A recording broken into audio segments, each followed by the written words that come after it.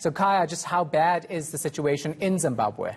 Well, Shahan, it's extremely bad. I mean, just to quote the International Monetary Fund, they term it a lethal cocktail of macroeconomic instability, coupled with the climate shocks and, of course, the missteps in terms of the policy implementation. So the Deputy Minister was very frank about the macroeconomic challenges they face. For example, he talked about a staggering 8 million people who are facing hunger, and also really just making a very extensive appeal to the international community to come and step in Zimbabwe. But apart from that, you still have the issue of the sanctions that are imposed against this particular nation. And for example, the United States of America spoke about reinforcing those sanctions. So undoubtedly, this is not likely to end anytime soon. So what's the actual plan to fix the economy then? So Zimbabwe is talking about an array of reforms of trying to kickstart the economy. So, for example, when you go back to February last year, they reintroduced the Zimbabwean currency, but I'm afraid that hasn't really worked for the country. But the Deputy Minister is saying that the government is doing everything possible.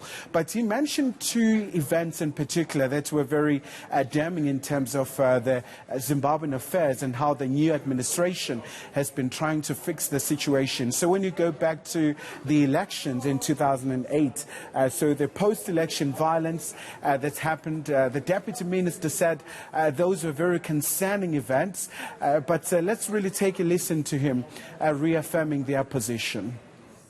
That situation is not good for development, because these shortages, like for fuel example, while it's not the business of government to buy fuel, because the government should only concentrate on the strategic reserve.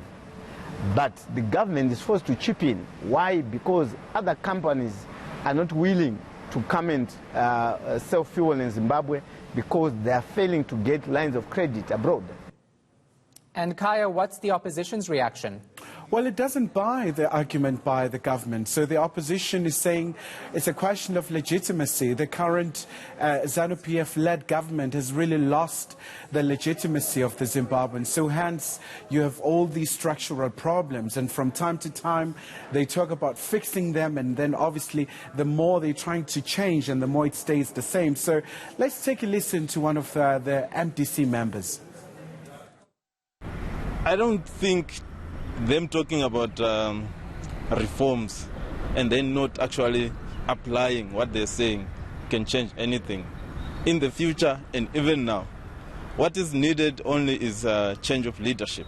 Political leadership must change. We have political crisis in Zimbabwe. That's the first step that needs to be done and fixed. We'll leave it right there. Khayelihle Khumalo following that story for